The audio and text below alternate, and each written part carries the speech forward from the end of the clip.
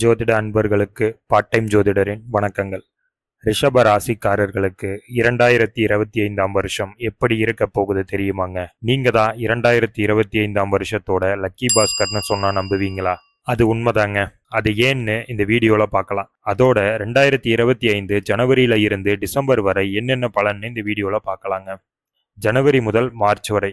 ஜனவரி முதல் மார்ச் வரையிலான 3 மாத காலகட்டமும் குரு உங்க ராசிக்குள்ளேயே இருக்காரு. பிப்ரவரி 4ஆம் தேதி வரை குரு வக்கரமா இருக்காரு. அதனால பிரச்சனை இல்லை. பாசிட்டிவ் வைப்ரேஷன் எப்பவுமே உங்களை சுத்தி இருக்கும்.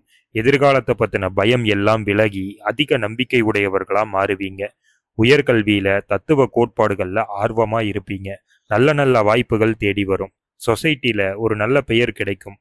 நிலம் மற்றும் சொத்து தொடர்பான நல்ல செய்திகள் கிடைக்கும். குரு வக்ர நிவர்த்தி ஆனதுக்கு அப்புறம் சோம்பல் கொஞ்சம் அதிகமா இருக்குங்க. சுயநல உணர்வால உறவுகளுக்கிடையே பிரச்சனைகள் ஏற்படலாம். அதுல கொஞ்சம் கவனமா இருந்துக்கங்க. சனி உங்க ரிஷபராசிக்கு 10ஆம் வீட்டுல மார்ச் 29ஆம் தேதி வரை இருப்பாரு. சனி கிரகம் கர்மகாரகன். உங்களுடைய பொறுப்புகளையும் செயல்களையும் குறிக்கக்கூடியவர். 10ல இருக்கக்கூடிய சனியால பொறுப்புகளை நல்ல முறையில நிர்வாகம் செய்வீங்க. வெற்றியை பொறுத்தவரையில அதிக முயற்சி செய்தால் மட்டுமே கிடைக்கும்.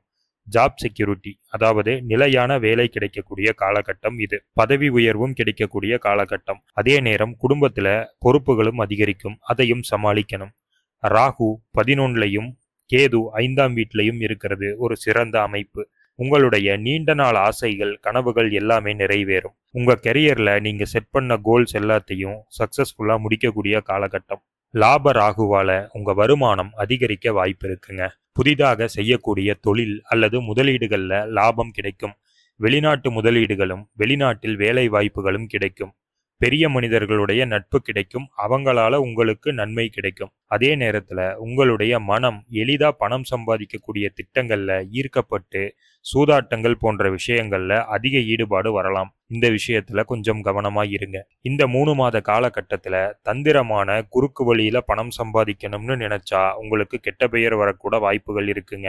5ஆம் இட கேதுவால ஆன்மீக சிந்தனைகள் அதிகரிக்கும். உங்களுடைய சிந்தனைகள் ஆழமாகவும் பிரச்சனைகளுக்கு தீர்வு தரக்கூடிய முறையிலையும் இருக்கும். சில சமயங்கள்ல மனச்சோர்வு ஏற்படும். அப்படி ஏற்படும் போது தியானம் செய்வது சிறந்தது.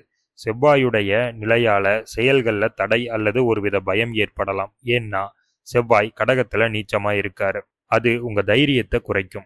அடுத்து ஏப்ரல் முதல் ஜூன். ஏப்ரல் முதல் ஜூன் வரையிலான காலகட்டம் ரொம்பவே முக்கியமான காலகட்டங்க. ஏன்னா 2 முக்கியமான கிரக பெயர்ச்சிகள் மே மாதம் நடக்குதுங்க. மே 14ஆம் தேதி குரு பெயர்ச்சி நடக்குது.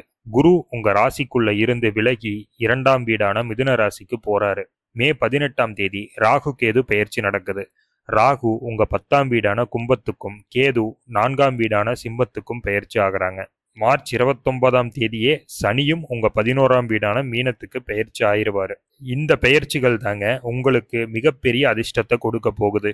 சனி உங்க பாக்கியாதிபதி. அவர் லாபஸ்தானத்துல இருக்கிறது ரொம்ப ரொம்ப ரொம்ப அதிர்ஷ்டமான காலகட்டம். 10ல ராகு இருக்கிறதும் தனஸ்தானத்துல குரு இருக்கிறதும் தொழில் அல்லது வேலை வழிகள்ல நீங்க எதிர்பார்க்காத அளவு பணத்தை, நீங்க இதுவரைக்கும் நினைச்சு கூட பார்த்திருக்காத அளவு பணத்தை உங்களுக்கு கொடுக்கும். அதனாலதான் சொல்றேன், 2025ஆம் ஆண்டுடைய லக்கி பாஸ்கர் ரிஷபராசிக்காரர்கள் தான். உங்க நிகர சொத்து மதிப்பு அதிகரிக்கும். எப்பவோ வாங்கி போட்ட நிலம் அந்த ஏரியா கமர்ஷியலைஸ் ஆனதால இன்னைக்கு பல மடங்கு விலை போகலாம். வீடு வாங்கக்கூடிய யோகமும் இருக்கு. குடும்பத்துல அமைதி மற்றும் சந்தோஷம் நிறைந்திருக்கும். உங்களுடைய பேச்சு திறமையால உங்க காரியத்தை சாதிச்சுக்குவீங்க.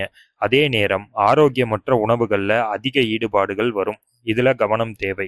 உங்களுடைய சமூக வட்டம் விரிவடையும். உங்க பேர் ஃபேமஸ் ஆகும். தொழில்ல உங்க நிலை அதிக முக்கியத்துவம் பெறும். வேலையிடத்துல முக்கியமான நபரா கருதப்படுவீங்க. சுறுசுறுப்பான செயல்பாடுகளால வெற்றி உங்களை தேடி வரும் காலகட்டம். அடுத்து ஜூலை முதல் செப்டம்பர் வரையிலான காலகட்டம். விரும்பிய துறைகள்ல அதிர்ஷ்டமான வேலை வாய்ப்புகள் கிடைக்கும். கணவன் மனைவியிடையே அன்பு அதிகரிக்கும். தொழில் மூலமா உங்களுக்குன்னு ஒரு பிராண்ட் உருவாக்குற அளவுக்கு முன்னேற்றம் தரக்கூடிய காலகட்டம். ஆவணி மாதம் சொத்து சேர்க்கை, புதிய வாகனங்கள் வாங்குதல் போன்ற விஷயங்கள் நடக்கும். அக்டோபர் மாதம் எடுக்கக்கூடிய முடிவுகள்ல அதிக கவனம் தேவை. பயணங்களில் கவனம் தேவை. நண்பர்களால எப்பவுமே லாபம் இருக்குங்க. தொழில் கூட்டாளிகளாலையும் அதிக லாபம் பெறக்கூடிய காலகட்டம் இந்த ஜூலை டு செப்டம்பர் காலகட்டம்.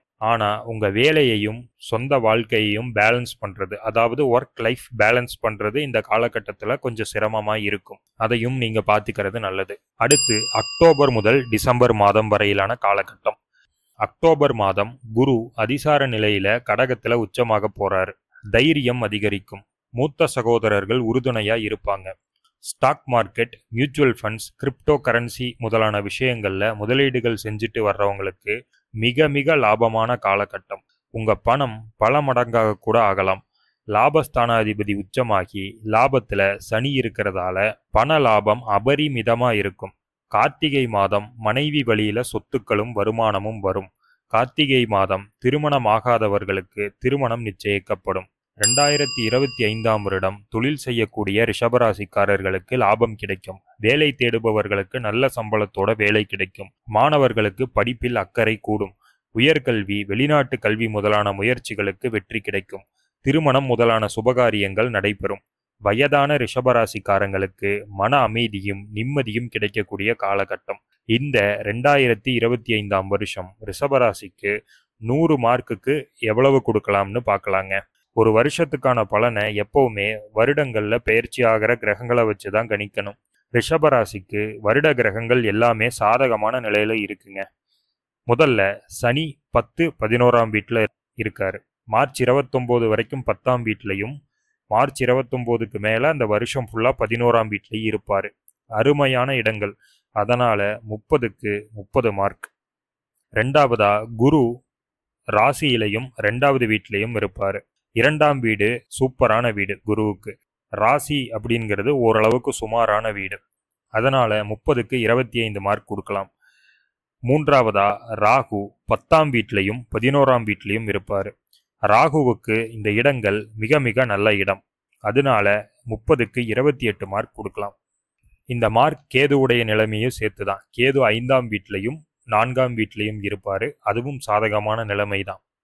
செவ்வாய் முதலான மற்ற கிரகங்களுடைய நிலையை பார்த்தோம்னா மீதம் இருக்கக்கூடிய 10 மார்க்குக்கு 7 மார்க் கொடுக்கலாம். மொத்தம் 100க்கு 90 மார்க்.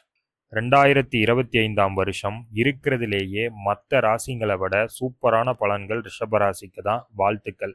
இந்த தகவல் பயனுள்ளதாக இருந்தா இந்த வீடியோவை லைக் பண்ணுங்க. உங்க ரிஷபராசி நண்பர்களுக்கு இந்த வீடியோவை ஷேர் பண்ணுங்க.